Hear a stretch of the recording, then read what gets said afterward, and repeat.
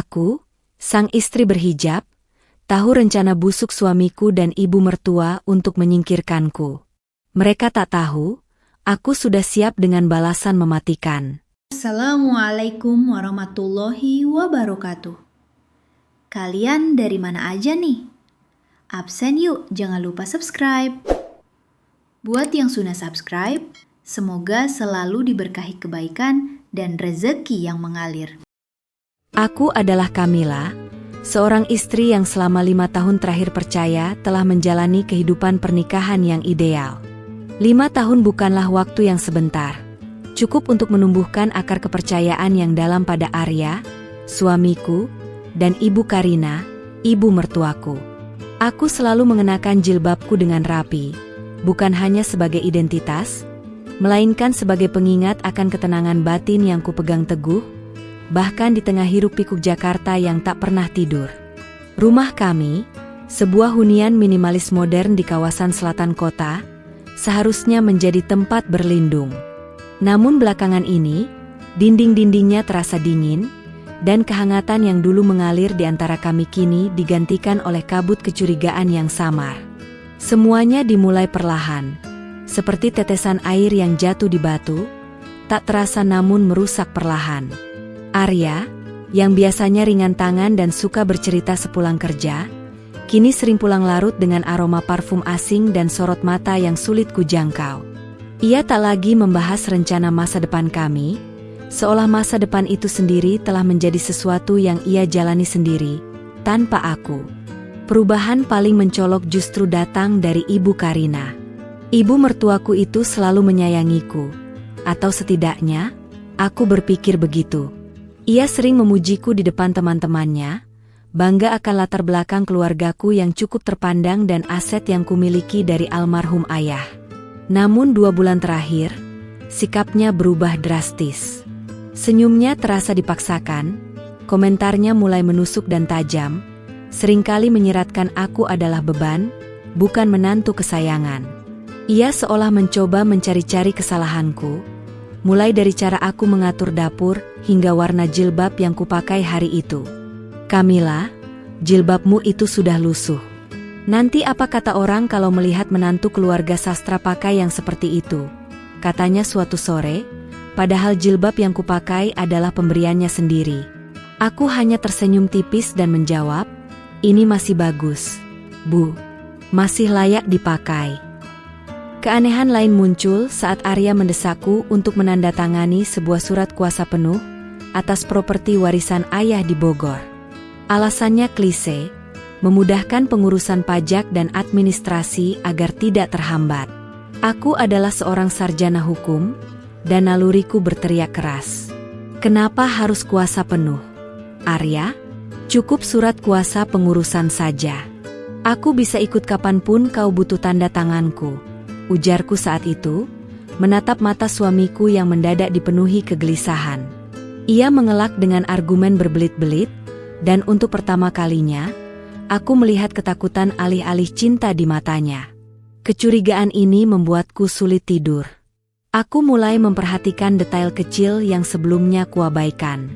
Aku menemukan struk pembelian obat tidur dosis tinggi di saku celana Arya, padahal ia tak pernah mengeluh susah tidur. Lalu, aku melihat Ibu Karina dan Arya berbicara bisik-bisik di taman belakang, dan percakapan mereka terhenti tiba-tiba saat aku mendekat. Puncaknya terjadi semalam.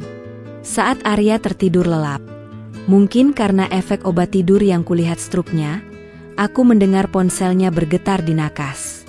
Bukan getaran notifikasi biasa, melainkan getaran panggilan masuk yang berulang. Aku memutuskan untuk mengabaikannya, menghormati privasinya, namun rasa penasaran menggerogoti jiwaku. Keesokan paginya, ketika aku sedang merapikan tempat tidur, ponsel Arya kembali bergetar. Kali ini ia meninggalkannya di bawah bantal. Layarnya menyala sesaat, menampilkan pesan dari sebuah nomor tak dikenal. Aku tidak sempat membaca isinya, hanya melihat beberapa kata kunci yang tertinggal di layar notifikasi. Kata kunci itu adalah penyelesaian, villa, dan yang paling mengerikan, bersihkan jejak. Tanganku gemetar. Aku menyentuh dadaku, merasakan detak jantung yang berpacu kencang di balik kain jilbabku. Aku berdoa dalam hati, memohon petunjuk agar penglihatanku salah, agar ini hanyalah imajinasiku yang berlebihan karena kelelahan. Tapi naluri seorang istri, yang kini menjadi naluri seorang penyintas, berkata sebaliknya. Aku tahu, ada sesuatu yang sangat gelap sedang direncanakan di bawah atap rumah ini. Aku harus menemukan kebenarannya. Tidak hanya untuk diriku, tetapi untuk harga diriku sebagai Kamila, wanita yang tidak akan mudah dijatuhkan oleh pengkhianatan. Aku memantapkan hati, aku akan bermain sesuai aturan mereka, tapi dengan skenario yang aku tulis sendiri. Setelah melihat notifikasi singkat yang mengerikan itu, aku menghabiskan sepanjang pagi dengan berpura-pura normal. Aku menyiapkan sarapan kesukaan Arya dan Ibu Karina, menyajikan kopi dengan senyum paling tulus yang bisa kupaksakan. Aku harus terlihat polos, rapuh, dan yang paling penting, tidak curiga.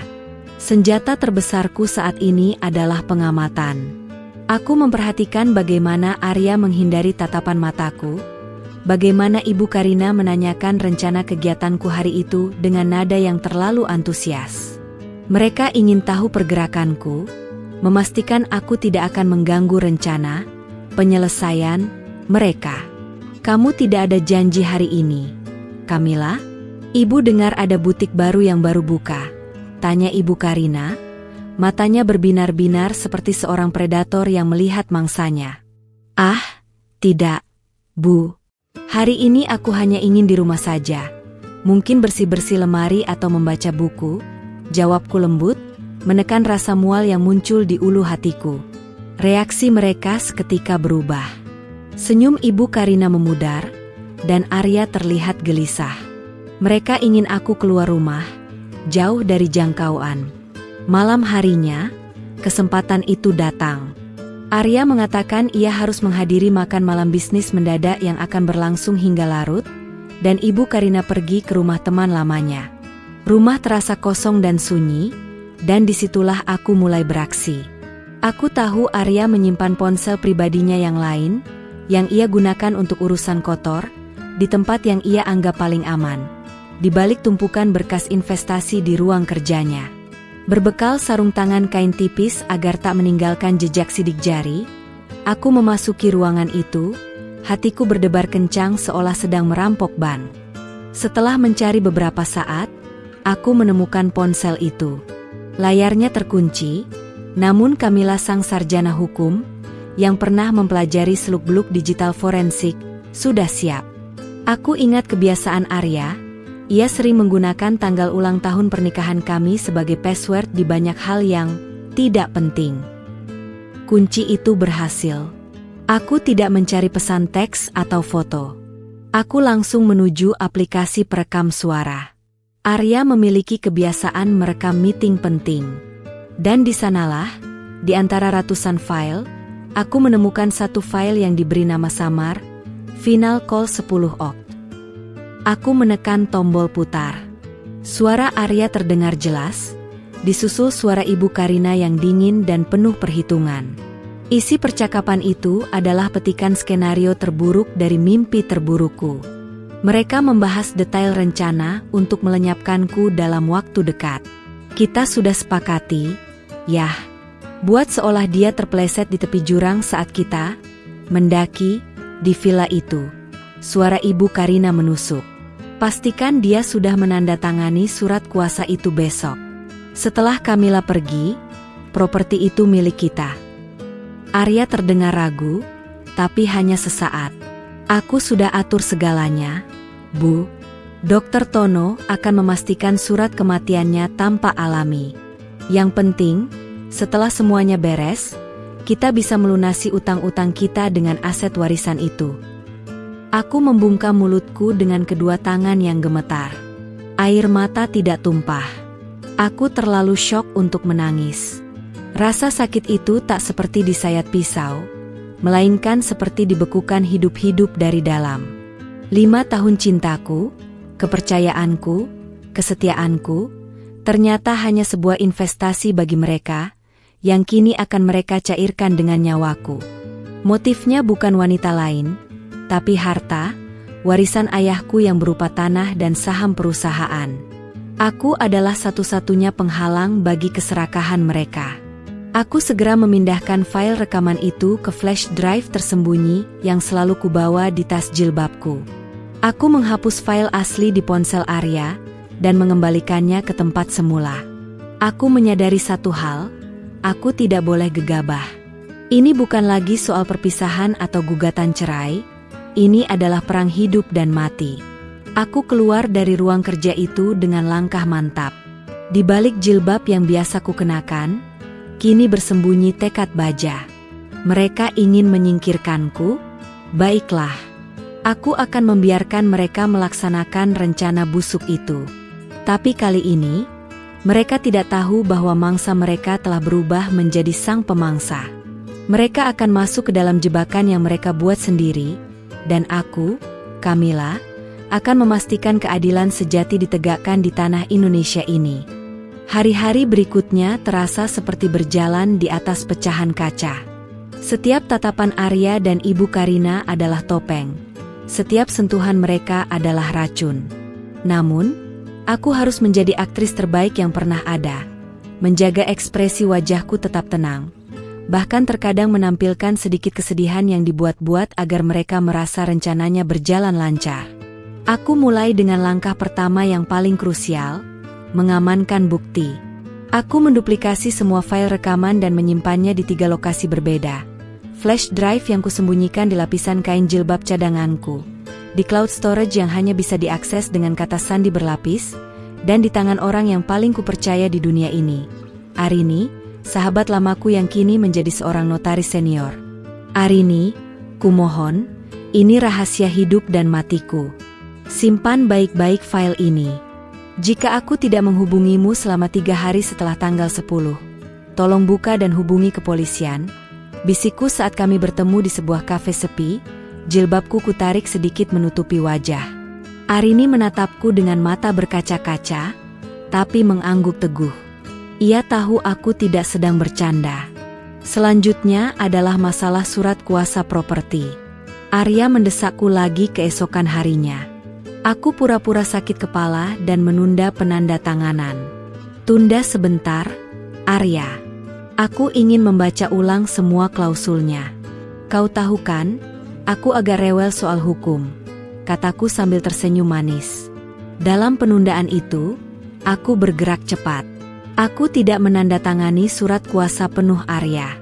Sebaliknya, aku menghubungi notaris yang berbeda, seorang rekan kerja Arini, dan diam-diam membuat surat wasiat tambahan. Dalam surat wasiat itu, aku menetapkan bahwa semua aset warisanku, termasuk properti Bogor, akan otomatis dialihkan ke sebuah yayasan sosial milik anak yatim piatu di Indonesia, jika aku meninggal dalam keadaan tidak wajar atau dalam waktu 6 bulan setelah penandatanganan surat kuasa. Ini adalah bom waktu yang tersembunyi. Jika Arya dan Ibu Karina berhasil menyingkirkanku dan mendapatkan surat kuasa itu, properti itu akan terikat secara hukum, dan mereka tidak akan mendapatkan apa-apa. Seluruh kejahatan mereka akan sia-sia. Tak hanya mengamankan aset, aku juga mengamankan diri. Aku pergi ke toko perlengkapan olahraga dan membeli beberapa barang. Sebuah pulpen yang berisi spray merica berizin, dan sebotol kecil alat perekam super mini yang berbentuk kancing. Aku menyematkan perekam kancing itu di salah satu bros jilbabku yang paling sering kupakai, memastikan ia terpasang dengan kuat dan tidak mencolok. Setiap hari, aku merekam semua interaksi dengan mereka. Aku membiarkan mereka bicara, membiarkan Ibu Karina mencercaku, membiarkan Arya berakting mesra. Semua itu adalah amunisi yang akan digunakan di hari pembalasan. Aku juga harus menunjukkan bahwa aku telah menandatangani surat kuasa itu. Untuk itu, aku membuat salinan surat kuasa palsu. Dengan keahlianku yang sedikit di bidang desain grafis dan bantuan Arini yang menyediakan cap notaris yang sudah pensiun, hanya untuk kepentingan drama, aku membuat dokumen yang terlihat meyakinkan, dan meninggalkannya sedikit terbuka di laci meja kerjaku, seolah-olah aku lupa menyimpannya dengan aman. Saat Arya, secara tidak sengaja, Melihat dokumen itu, ia tersenyum lebar. Matanya berkilat puas, seolah ia baru saja memenangkan lotre. Aku, yang melihatnya dari balik pintu, hanya menahan napas. Mereka kini percaya, jebakan mereka sudah hampir tertutup sempurna, dan mereka telah memegang kunci hartaku. Persiapan terakhir adalah mengenai rencana mereka. Aku mendengar Arya mengatur pemesanan villa. Villa kayangan. Jauh dari mana-mana, dan tidak ada sinyal, katanya saat berbicara di telepon.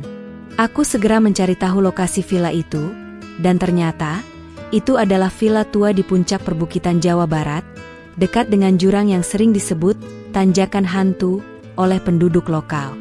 Aku menelan ludah. Ini nyata. Ini bukan lagi skenario fiksi.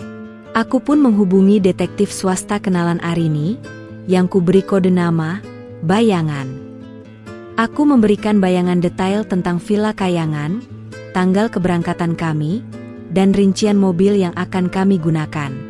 Tugasku sederhana. Ia harus memastikan sinyal telepon daruratku bisa menembus area itu, dan ia harus berada dalam radius siaga 5 km dari villa. Siap beraksi jika sinyal darurat dari bros jilbabku terputus total. Malam sebelum hari H, aku sholat tahajud. Aku membuka jilbabku, membasuh wajahku dengan air wudhu, dan bersujud lama. Aku menyerahkan hidup dan matiku kepada Allah. Aku tahu, apa yang kulakukan adalah pertarungan untuk keadilan dan kebenaran. Aku mengenakan kembali jilbabku, merasakan kedamaian dan kekuatan yang membimbingku. Kamila sudah siap. Rencana mereka bergerak cepat. Keesokan harinya, Arya mengumumkan rencana liburan mendadak ke villa kayangan. Wajahnya berseri-seri, senyumnya palsu dan mengerikan di mataku. Sayang, aku sudah mengatur liburan romantis untuk kita. Kita butuh waktu berdua, jauh dari hiruk-pikuk kota. Aku ingin menebus semua kesibukanku belakangan ini, katanya sambil memelukku erat. Pelukan yang kini terasa seperti ikatan tali yang siap mencekik. Aku memainkan peranku dengan sempurna. Ya ampun, Arya, kau sangat romantis. Aku pasti ikut. Kebetulan aku memang butuh udara segar, kataku dengan mata berbinar-binar palsu. Ekspresi terkejut dan lega di wajah Arya dan Ibu Karina, yang duduk di samping kami, adalah pemandangan paling memuaskan. Mereka kini yakin bahwa aku telah sepenuhnya jatuh ke dalam perangkap mereka. Ibu Karina, dengan nada penuh kepalsuan, menambahkan, "Ibu akan ikut." "Ya, Nak, Ibu ingin memastikan kalian berdua tidak kekurangan apapun di sana." Villa kayangan itu tempatnya agak kuno. Kuno dan sepi, aku tahu, tempat sempurna untuk sebuah kecelakaan. Selama persiapan, aku melakukan beberapa manipulasi kecil yang penting. Pertama, aku menawarkan diri untuk mengemas persediaan makanan. Aku tahu mereka berencana meracuniku, mungkin dengan menaruh obat di minuman atau makanan. Jadi, aku membeli beberapa botol air mineral baru dan kantong makanan ringan, dan dengan hati-hati mengganti segelnya di rumah, lalu membungkusnya dalam label yang terlihat sama. Air mineral yang kubawa sudah kuganti isinya dengan air alkali murni yang biasa kunikmati, dan makanan ringan itu adalah produk organik yang kususun sendiri. "Arya, Ibu, ayo kita pakai air yang kubawa ini ya. Aku dengar air di villa itu kurang bersih," ujarku saat kami memasukkan barang ke mobil. Mereka mengangguk senang, berpikir bahwa aku memudahkan pekerjaan mereka. Mereka tidak tahu, di botol-botol itu, aku sudah menaruh penanda khusus yang hanya aku yang tahu. Manipulasi kedua, aku mengubah waktu keberangkatan. Mereka ingin berangkat subuh agar sampai di villa saat senja, waktu yang gelap dan ideal untuk kecelakaan. Aku beralasan bahwa aku harus menyelesaikan janji mendadak dengan Arini, tentu saja untuk mengurus surat wasiat. Kita berangkat jam 11 siang saja, Arya. Janjiku dengan Arini tidak bisa dibatalkan. Itu penting sekali, menyangkut asuransi properti, kataku meyakinkan. Asuransi properti adalah kode yang kami sepakati untuk surat wasiat. Arya, yang otaknya sudah dipenuhi bayangan harta, langsung setuju. Keterlambatan ini sangat penting, karena itu memberi waktu ekstra bagi tim detektif, bayangan, untuk menyusun strategi dan memposisikan diri. Jarak Villa Kayangan cukup jauh, dan setiap menit sangat berharga. Di tengah perjalanan, kami berhenti di sebuah restoran. Ibu Karina menawarkan minuman yang sudah ia siapkan dari termos, teh rosella kesukaanku. Minumlah, Kamila. Agar tidak mabuk perjalanan, ujarnya dengan senyum ibu peri yang keji. Aku tahu, ini mungkin percobaan pertama. Terima kasih, Bu, kataku sambil meraih gelas itu. Aku pura-pura menyeruput sedikit, lalu meletakkan gelas itu di meja. Aduh, perutku sedikit sensitif. Bu, aku akan minum air mineral yang kubawa saja ya. Dingin lebih enak. Arya dan Ibu Karina bertukar pandang frustrasi, tapi tak bisa berbuat apa-apa tanpa menimbulkan kecurigaan. Aku menyadari permainan ini bukan hanya mengumpulkan bukti, tetapi juga perang psikologis. Aku harus membuat mereka semakin tidak sabar, semakin ceroboh, dan semakin terdesak untuk segera menyelesaikan rencananya. Keterdesakan akan melahirkan kesalahan. Saat kami mencapai kawasan perbukitan yang sepi, aku menyentuh bros jilbabku, tempat perekam mini itu tersembunyi. Aku memastikan ia menyala dan merekam setiap hembusan napas di dalam mobil. Perekam itu juga berfungsi sebagai pemancar sinyal darurat yang dihubungkan dengan alat pelacak GPS. Kami melewati tanjakan hantu yang terkenal angker itu. Jalanan berkelok tajam, di satu sisi jurang yang dalam terbentang tanpa batas, sementara di sisi lain tebing tinggi menjulang. Arya mengemudi dengan kecepatan yang membuatku sedikit mual, tapi aku menahannya. Aku harus terlihat takut pada jurang, tapi bukan pada dirinya. Saat kegelapan mulai merayap, kami akhirnya tiba di Villa Kayangan. Tempat itu benar-benar terisolasi, dikelilingi pohon-pohon pinus yang menjulang tinggi, dan kabut tipis mulai turun. Udara dingin menusuk hingga ke tulang, tapi dingin di hatiku jauh lebih mematikan. Aku melihat senyum kemenangan yang tidak bisa mereka sembunyikan lagi. Arya membantuku turun dari mobil, tangannya menggenggamku terlalu erat. Ayo, sayang, nikmati malam terakhir kita, bisiknya, tanpa tahu betapa ironisnya kata-kata itu bagi dirinya sendiri. Aku membalas senyumnya. Kamila si mangsa kini telah memasuki kandang, siap mengubahnya menjadi penjara bagi dua serigala berbulu domba.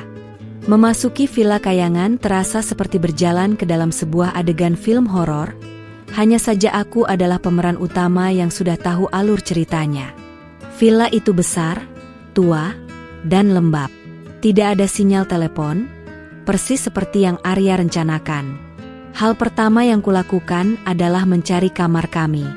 Arya sengaja memilih kamar di lantai 2 yang memiliki balkon sempit menghadap langsung ke arah jurang yang curam. Sebuah tempat yang ideal untuk kecelakaan. Saat Arya dan Ibu Karina sibuk menurunkan barang, aku diam-diam memeriksa ruangan. Aku menemukan beberapa kejanggalan, engsel balkon yang terlihat longgar dan jendela yang susah ditutup.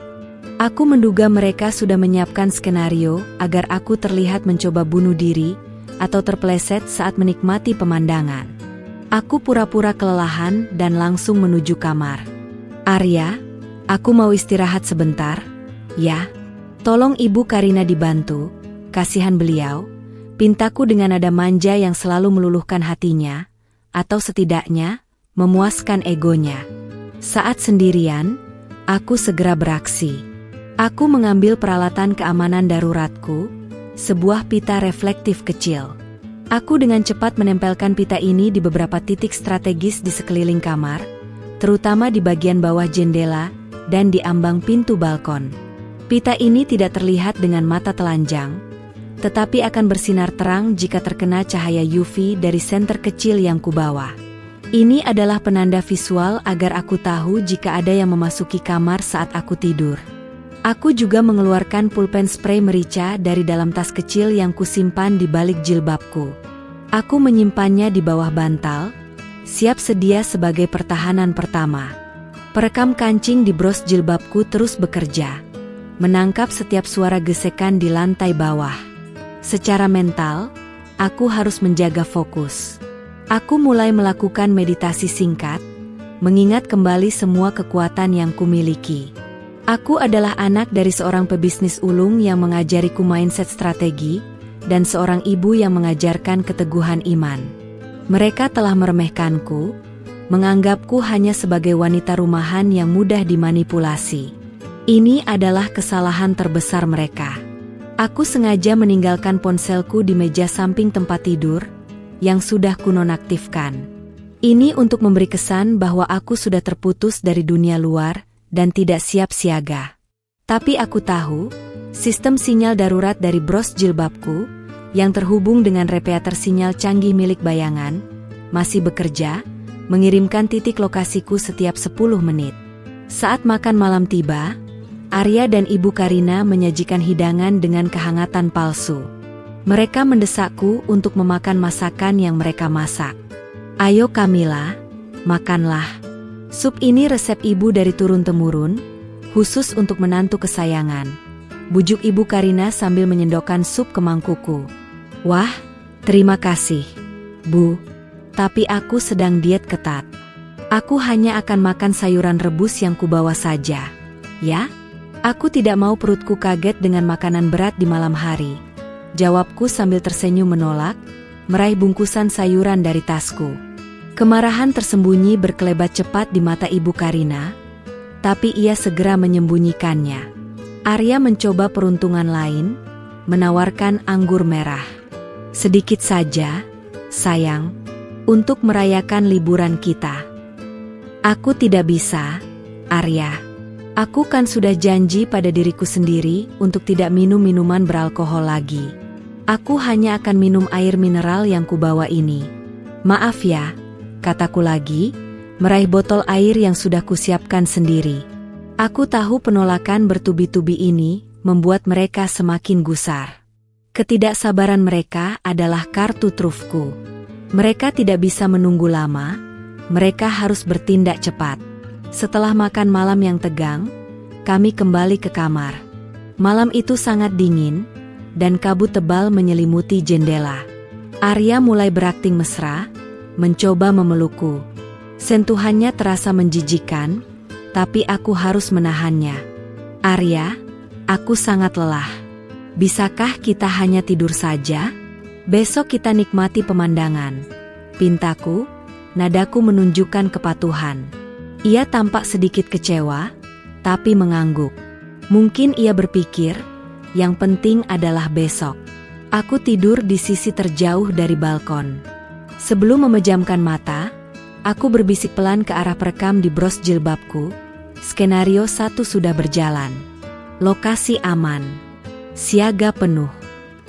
Aku harus memastikan bayangan tahu bahwa aku masih dalam kendali. Aku menutup mata, tapi kesadaranku tetap terjaga. Kamila tidak akan kalah di sarangnya sendiri. Malam itu, sekitar pukul 2 dini hari, aku terbangun oleh suara samar. Bagaikan memiliki mata di kegelapan, aku merasakan pergerakan di dekat balkon. Aku pura-pura tidur nyenyak, bernapas teratur, namun seluruh tubuhku tegang. Aku mendengar pintu balkon berderit pelan. "Arya." Ia berdiri di sana, siluetnya menakutkan di balik cahaya rembulan yang samar menembus kabut. Ia tidak tahu bahwa pita reflektif kecil yang kutempel di ambang pintu dan jendela tadi sudah hilang. Itu berarti dia sudah memegang penanda itu. Arya berjalan pelan mendekatiku. Aku bisa mencium bau alkohol dari napasnya. Ia membungkuk, menatap wajahku yang tertutup sebagian oleh jilbab yang kupakai tidur. Ia menghela napas panjang, seperti seseorang yang akan melakukan dosa besar dan mencari pembenaran terakhir. "Maafkan aku, Kamila," bisiknya, suaranya serak. "Aku harus melakukannya. Ini semua demi ibu, demi utang-utang." Properti itu terlalu berharga untuk dibiarkan saja. Ia kemudian mengambil bantal dan bersiap menindih wajahku. Pada saat itu, ia tidak menyadari bahwa ia baru saja memberikan pengakuan penuh kepada bros jilbabku yang terus merekam. Tepat sebelum bantal itu menyentuh wajahku, lampu kamar tiba-tiba menyala terang. Arya terkejut setengah mati. Ia menjatuhkan bantal itu. Di samping pintu, Ibu Karina berdiri, matanya melotot tajam. "Bodoh. Kenapa kau tidak jadi melakukannya? Arya, kita sudah sepakat saat dia tidur nyenyak. Jangan membuat keributan di sini." Ibu Karina mendesis marah. Ibu Karina tidak tahu bahwa aku yang menyalakan lampu itu. Aku sengaja memasang saklar lampu tersembunyi yang terhubung dengan jam alarm di bawah tempat tidur. Aku tahu mereka akan bertindak. Aku bangkit duduk di ranjang, rambutku yang tertutup jilbab tergerai sedikit, wajahku menampilkan keterkejutan yang nyata, bercampur dengan ketakutan yang sesungguhnya. "Apa yang kalian lakukan?" teriakku, suaraku bergetar. Arya dan Ibu Karina kini panik. Rencana mereka terbongkar lebih awal. "Kamila, ini tidak seperti yang kau pikirkan. Kami hanya mau membangunkanmu untuk menikmati udara pagi." Arya mencoba berbohong dengan kikuk. Ibu Karina, yang lebih cepat bereaksi, langsung mendekatiku. Wajahnya berubah menjadi iblis. "Sudah terlanjur. Yah, habisi saja dia sekarang. Katakan dia menyerang kita."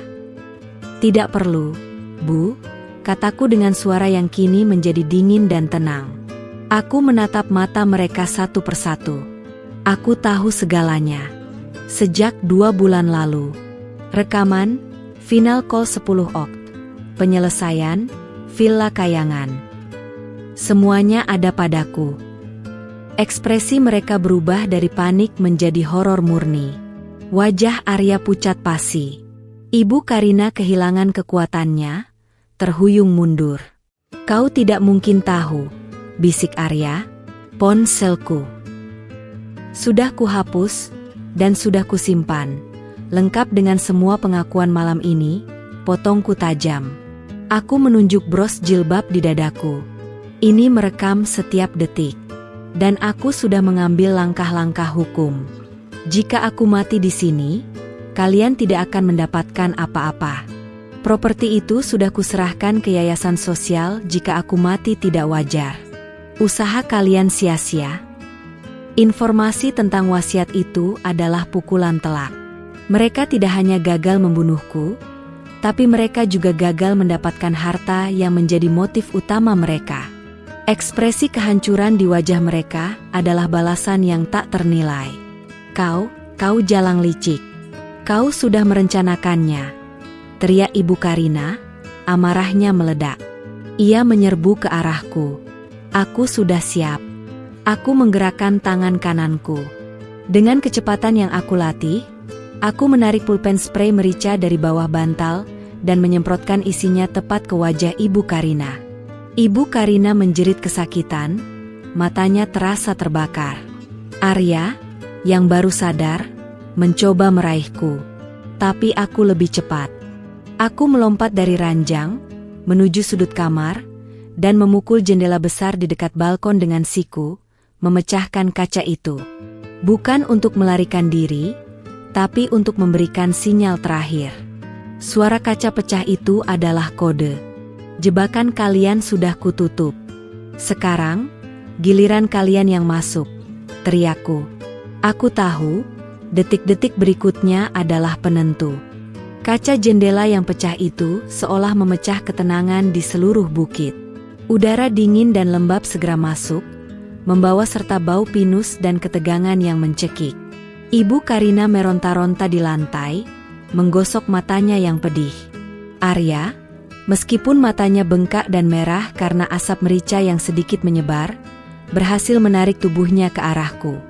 Ia tidak lagi terlihat seperti suami yang lembut, melainkan seperti monster yang dikuasai keserakahan.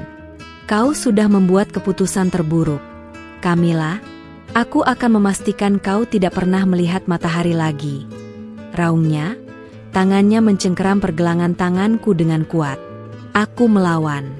Aku tidak pernah menceritakan pada Arya bahwa selama setahun terakhir, aku diam-diam mengikuti kelas bela diri campuran, hanya sebagai kegiatan olahraga di akhir pekan. Kekuatan Arya besar, tapi aku memiliki teknik. Aku menyentakkan pergelangan tanganku dan memutarnya dengan cepat, menyebabkan dia melepaskan cengkeramannya. Kau kira aku selemah yang kau bayangkan?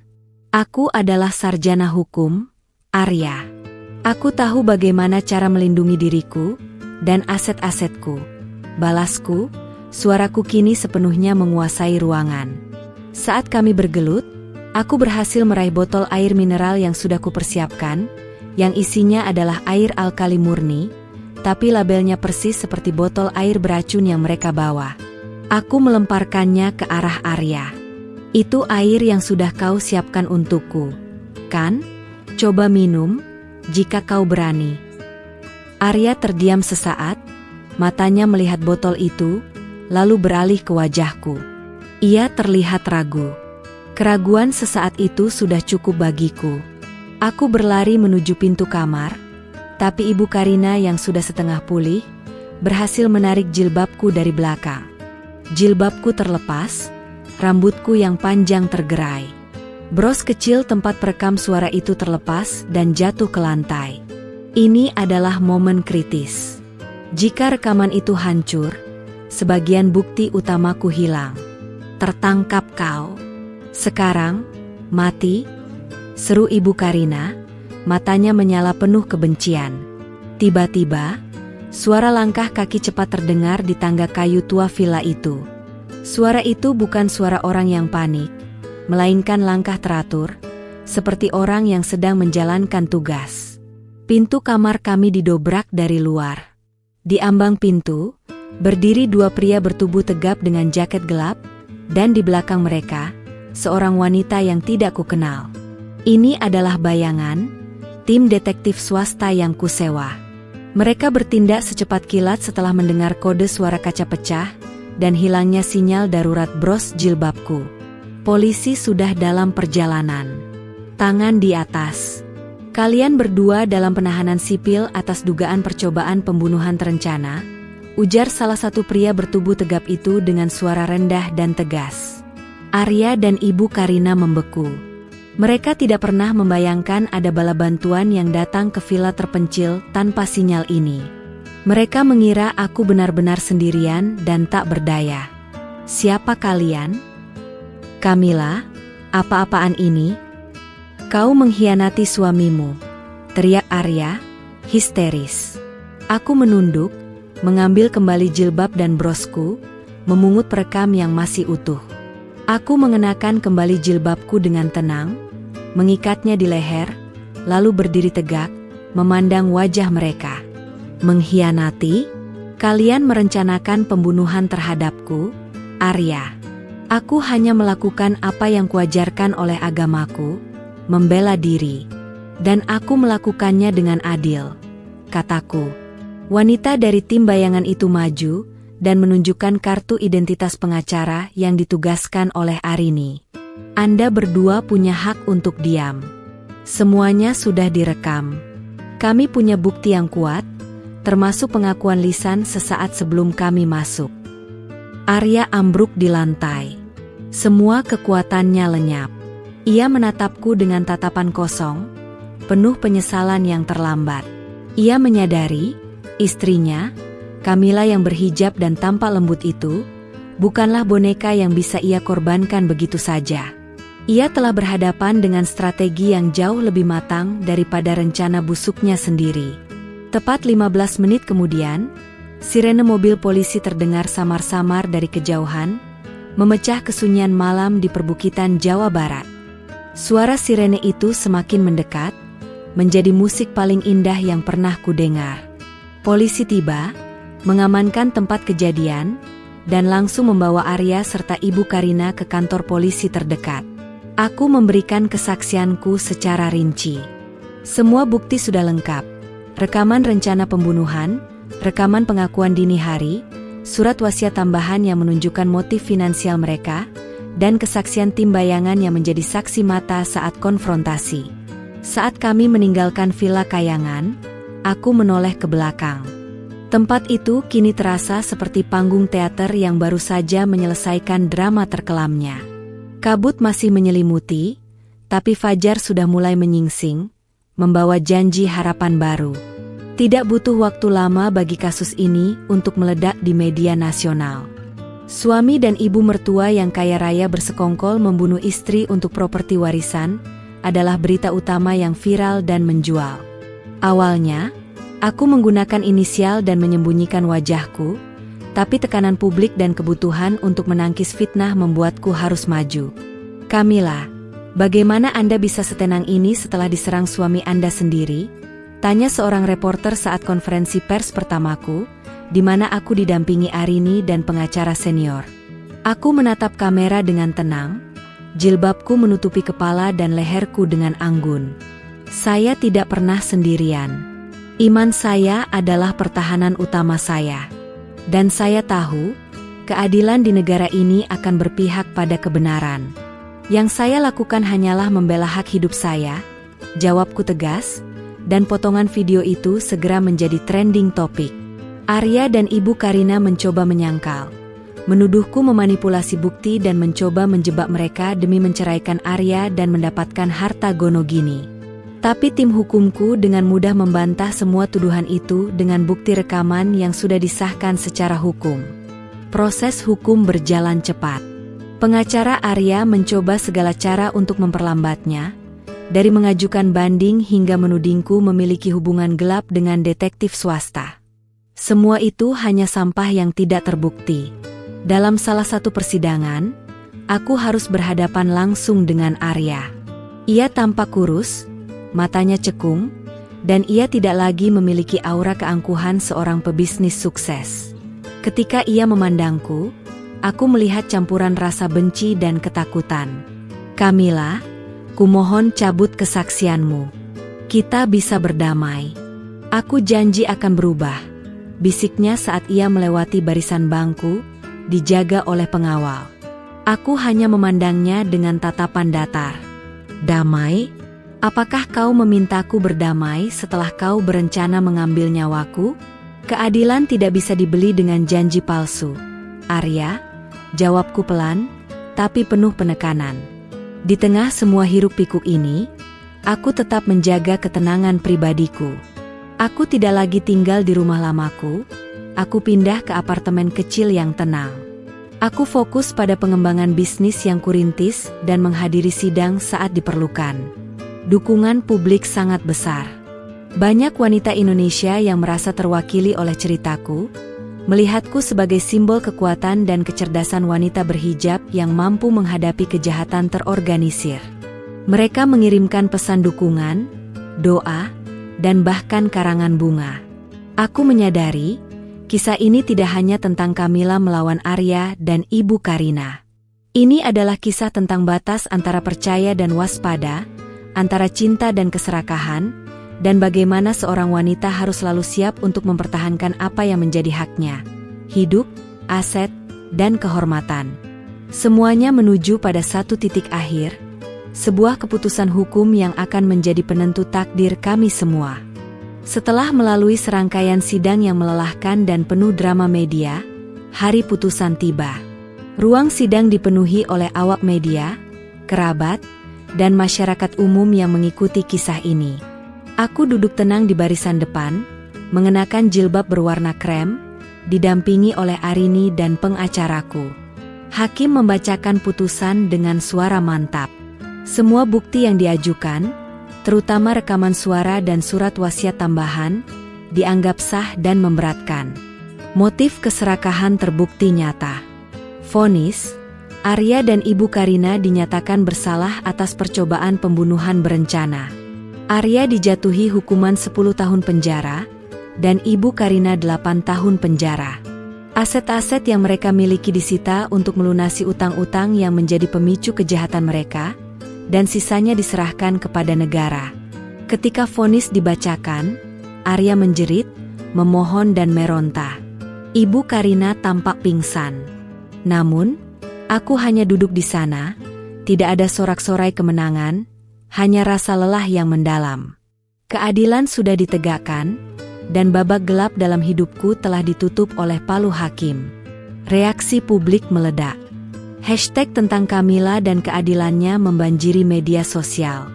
Aku menerima ribuan pesan, bukan hanya ucapan selamat, tetapi juga permintaan untuk berbagi kisah dan strategi. Kisahku benar-benar menjadi inspirasi bagi banyak orang di Indonesia. Namun, di balik semua dukungan itu, aku juga harus menghadapi pengasingan sosial dari beberapa pihak. Keluarga besar Arya sepenuhnya meninggalkanku, menuduhku sebagai penyebab kehancuran putra dan ibu mereka. Aku memutuskan untuk tidak menanggapi mereka. Aku tahu kebenarannya, dan itu sudah cukup. Salah satu tantangan terberat adalah masalah finansial yang harus kuhadapi. Meskipun Arya dan Ibu Karina tidak berhasil mendapatkan properti warisan, proses hukum dan biaya hidup selama setahun terakhir telah menguras sebagian besar tabunganku. Aku harus mulai dari nol, tapi aku tidak takut.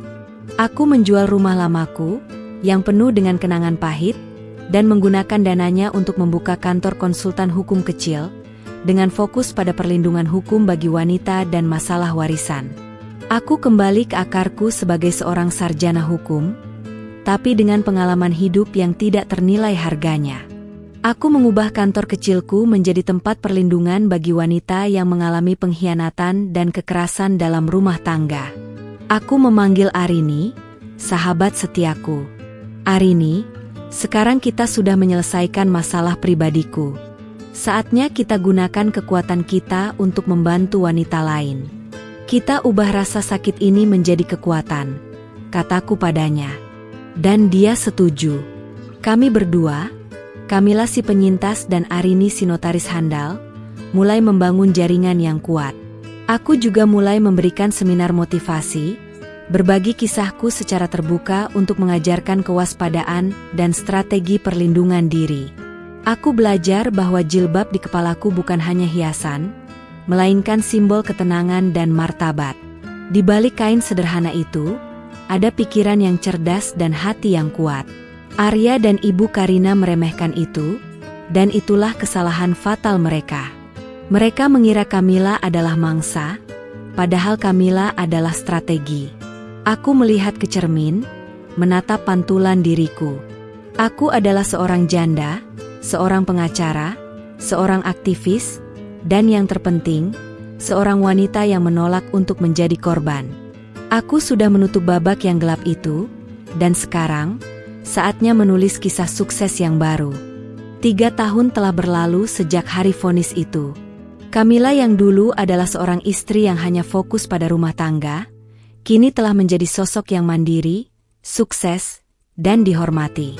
Kantor konsultan hukumku, The Kamila Law Firm, telah berkembang pesat, dan aku sering diundang sebagai pembicara di berbagai acara. Aku tidak lagi hidup dalam bayangan ketakutan. Aku telah menemukan kedamaian sejati, kedamaian yang tidak tergantung pada kehadiran seorang suami atau kekayaan orang lain. Warisan ayahku di Bogor, yang dulu menjadi incaran Arya dan Ibu Karina, kini berfungsi penuh sebagai Yayasan Kebaikan Abadi Kamila, yang berfokus pada pendidikan anak-anak yatim piatu di daerah terpencil Indonesia. Aku tidak mengambil sepeser pun dari warisan itu, karena aku ingin harta itu menjadi warisan kebaikan yang membersihkan namanya dari niat jahat. Aku sering mengunjungi yayasan itu, melihat senyum anak-anak yang belajar di sana, mendengar lantunan ayat suci dari mulut mereka, memberiku kebahagiaan yang tak pernah bisa diberikan oleh harta atau cinta palsu.